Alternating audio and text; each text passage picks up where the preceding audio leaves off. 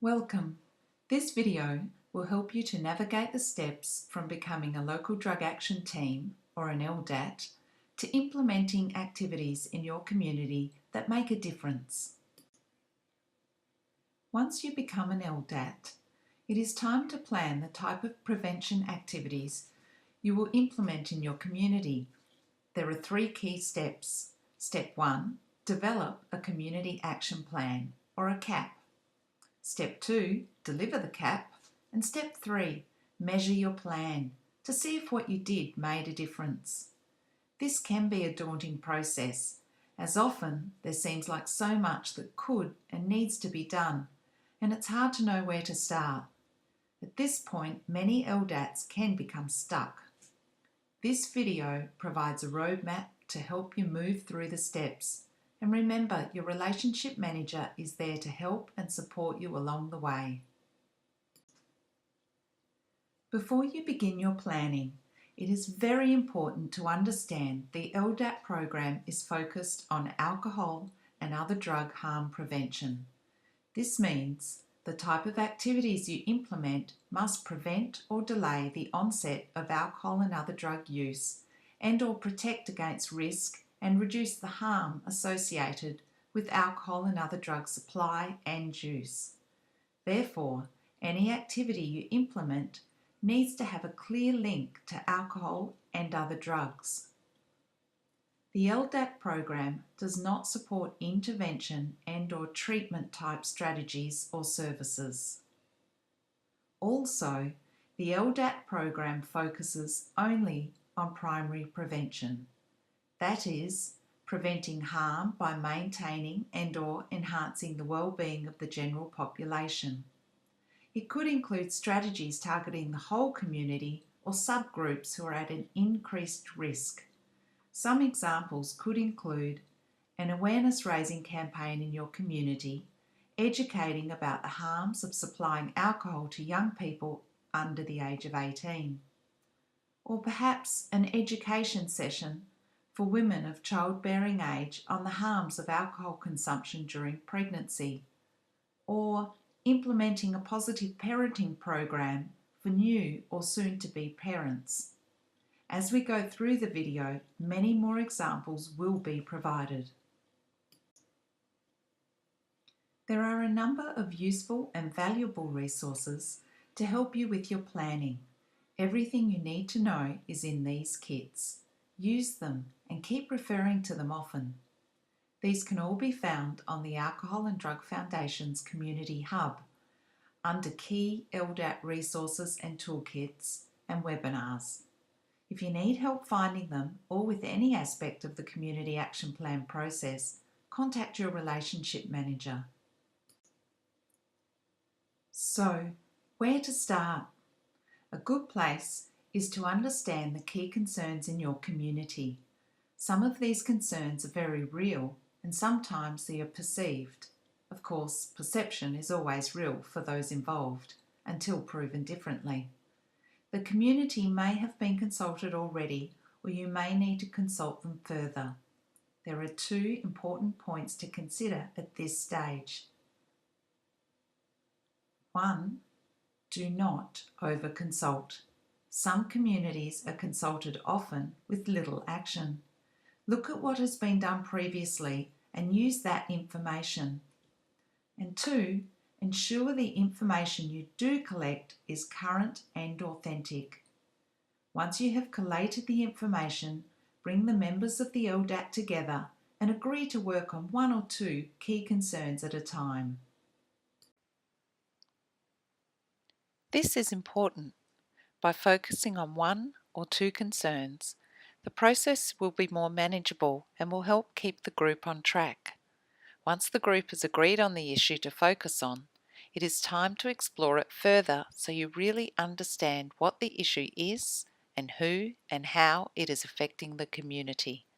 The Alcohol and Drug Foundation has resources to assist, and your relationship manager is there to help you map this process.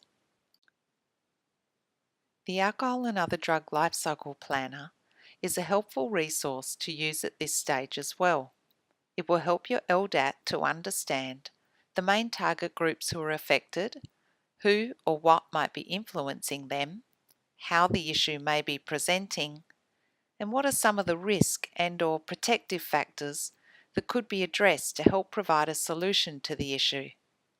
When you look at your community issue in conjunction with the AOD Lifecycle Planner, some common themes will appear, and this will help guide you to an area to focus on with your community action plan and direct you to the toolkits which will help guide and support you further.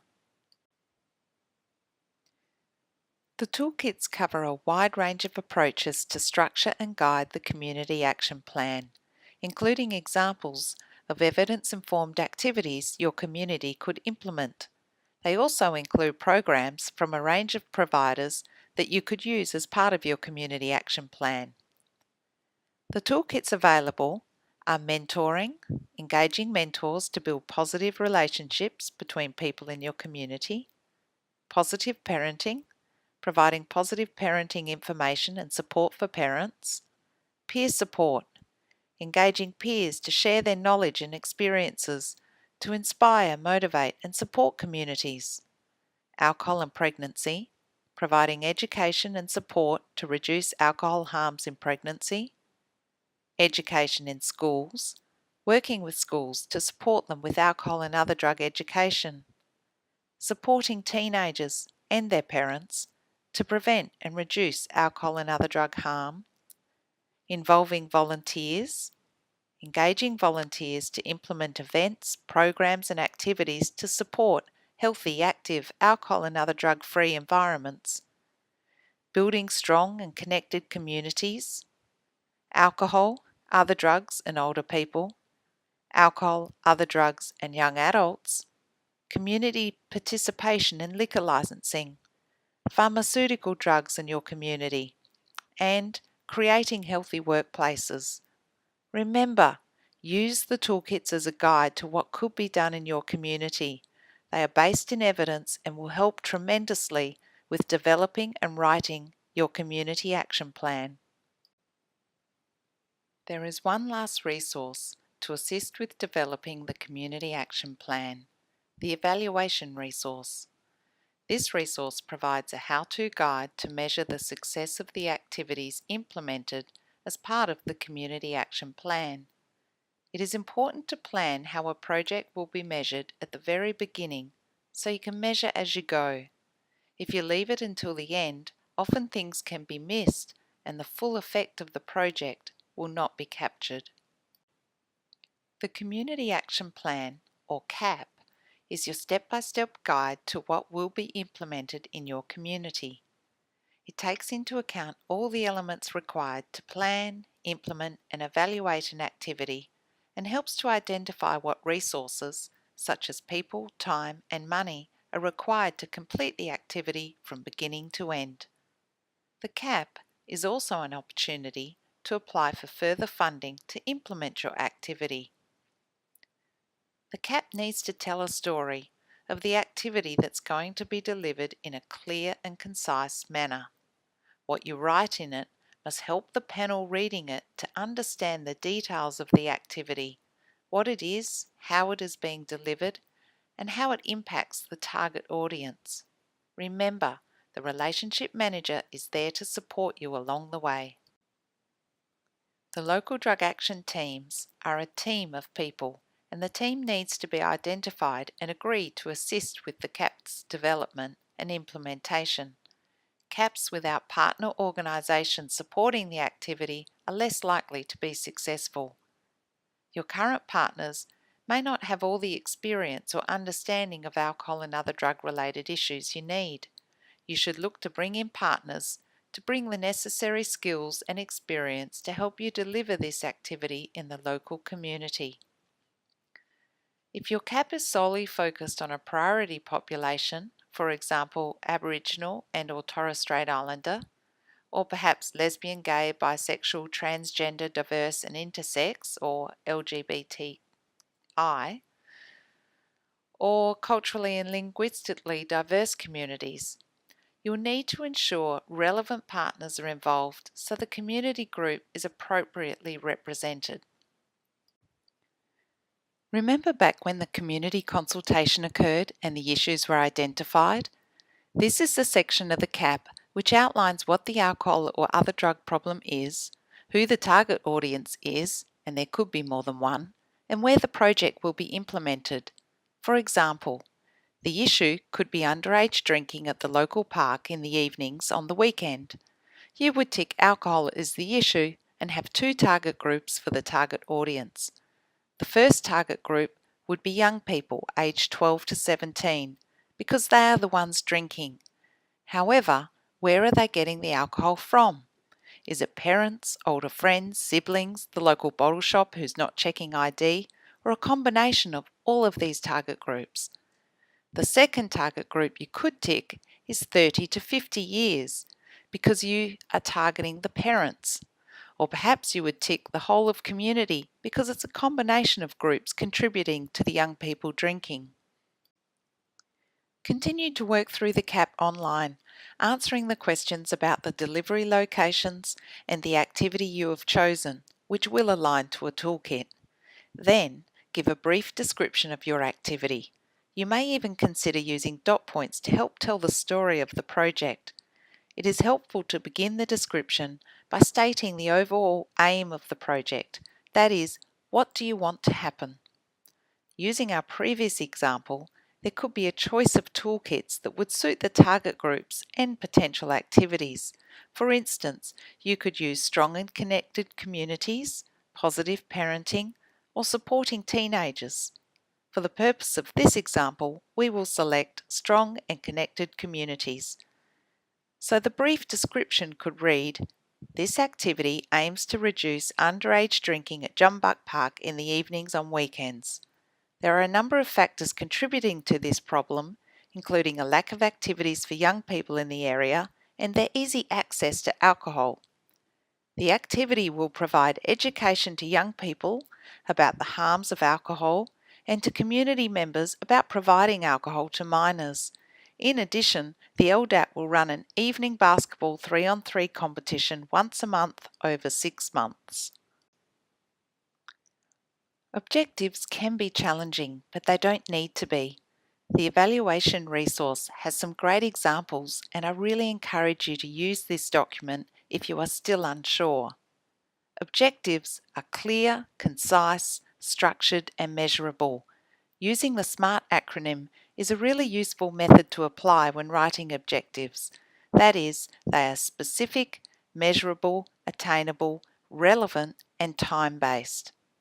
So when you're completing the CAP, the aim is what you want your activity to do, and the objective are how you're going to achieve your aim and what the outcome will be. In short, think about the what, how, when, and the outcome. Using the examples we have been working with, there could be 3 objectives. These are 1. Organise and deliver 6 evening basketball 3-on-3 competitions once a month over 6 months for 18 young people per event.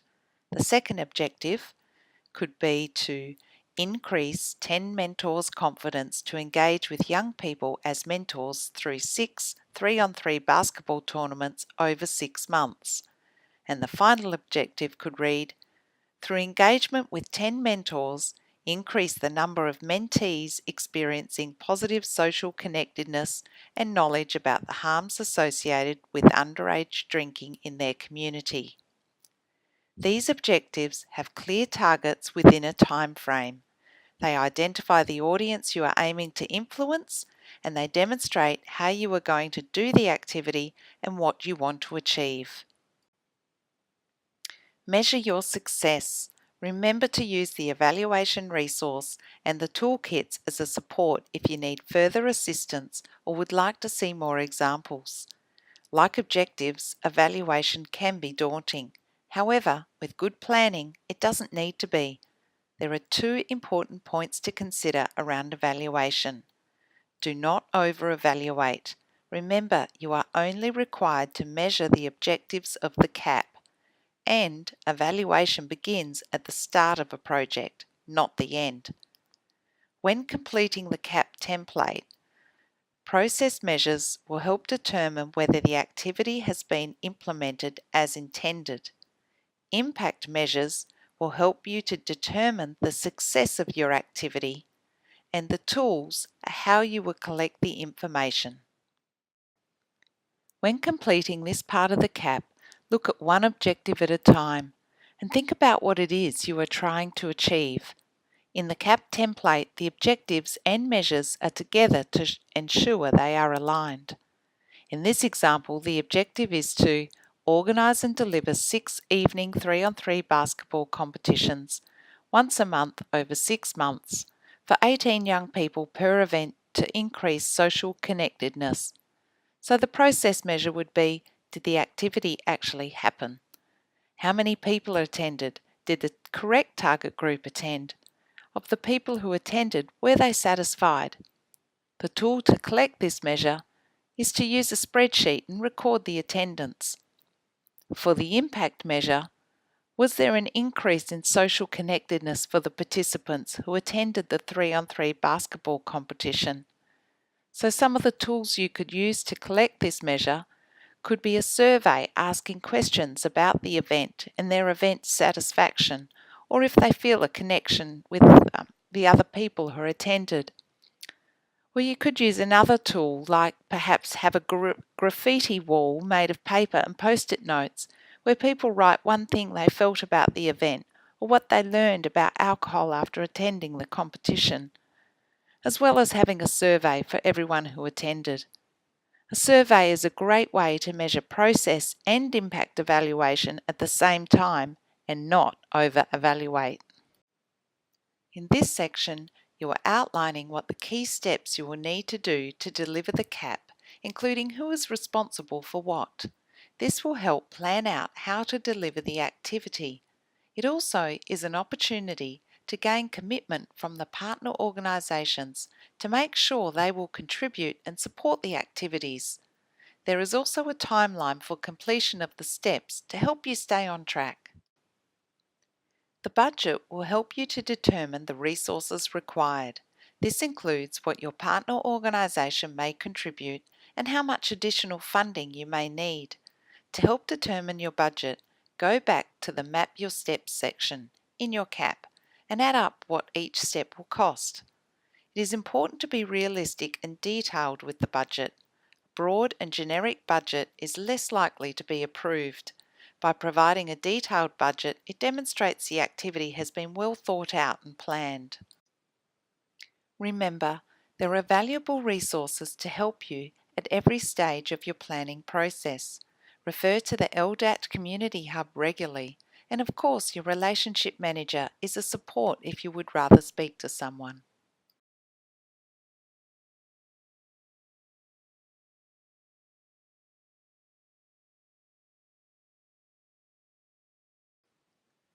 There is some amazing work being done by LDATs and with partnerships as the foundation, the reach and activities being done are fantastic.